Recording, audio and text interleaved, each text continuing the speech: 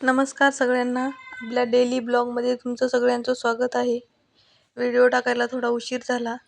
आज खूप धावपळ होती माझ्या मागं. सकाळची सुरुवात झाली.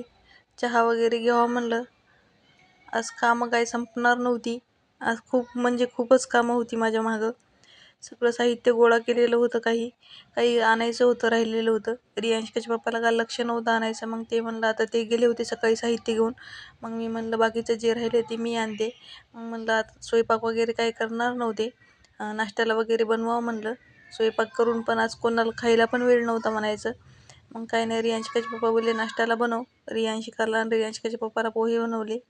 मला तर काय खायची इच्छा नव्हती. सकाळी सकाळी काम एवढं दिसत होतं. मग कामापुढं काही खाण्याची इच्छा पण नव्हती. रात्रीचा थोडासा मसाले भात पण होता केलेला. मग ह्यांना म्हणलं नाश्त्याला द्यावा. पोहे बनवले होते, मस्त कांदा पोहे, आणि त्याच्याबरोबर दही दिलं होतं खायला. रियांशिका उठली होती. रियांशिकाचं ब्रश वगैरे झालं होतं करून. मग तिला म्हणलं तू कर आता नाश्ता वगैरे. मग मी तोपर्यंत आवरून घेते म्हणलं. हॉलमध्ये काढून ठेवलं होतं सामान.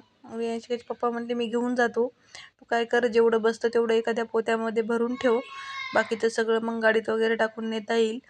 म्हणलं तेवढं सामान वगैरे त्यांना भरून द्यावा. नंतर मग मला घरातलं पण आवरायचं होतं. आणि शिरा वगैरे बनवावा लागतो सत्यनारायणाच्या पूजेसाठी. त्याच्यासाठी काही साहित्य नव्हतं घरामध्ये, ते घेऊन यावं म्हणलं. आणि त्याचं कसं असतं, सत्यनारायणाच्या पूजेचं एक मापच असतं म्हणायचं. 1.25 किलोचा शिरा करावा लागतो.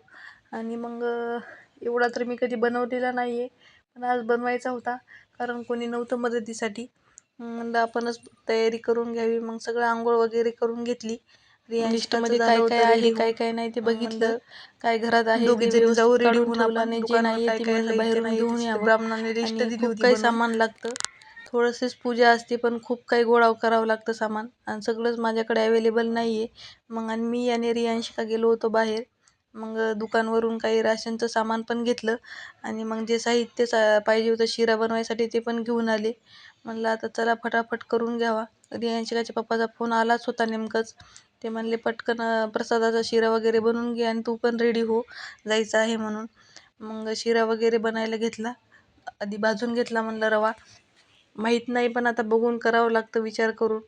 मग शिरा वगैरे बनवण्यासाठी रवा भाजून घेतला होता. मी म्हणलं तोपर्यंत थोडीशी भांडी आहेत तेवढी घासून घ्यावा, नंतर मग शिरा बनवा. शिरा थंड होईपर्यंत डब्यात भरायच्या आधी साडी वगैरे नेसून घेतली. रियांशिकाला पण रेडी केलं, आणि जे साहित्य होतं ते काजू बदाम वगैरे ते सगळं कट वगैरे करून घेतलं. ते शिरा बनवायचा होता म्हणून. शिरा वगैरे मस्त बनवून घेतला. आता कसा होईल काय माहिती. आणि प्रसादाचा शिऱ्याला नावं ठेवत नसतात म्हणतात, जसा असेल तसा तो खायचा असतो. म्हणलं तर नावं तर कोण ठेवणार नाही, तरी पण एक एक्साइटमेंट असती. एवढं कधी आपण बनवलेलं नसतं. प्रयत्न करत असतो बनवायचा, पण एवढं कधी 1.25 किलो वगैरे शिरा मी असं सहसा घरात पण नाही बनवत. शिरा आमच्या घरात कोणी खात नाही. कसा वाटला शिरा नक्की कमेंट करा. म्हणलं चला आता फर्स्ट टाइम आहे, करून बघितल्याशिवाय कोणती गोष्ट येत नसती. पण पुढच्या व्हिडिओमध्ये दाखवलं वाटेल परमेश्वर. भेटूया पुढच्या ब्लॉगमध्ये.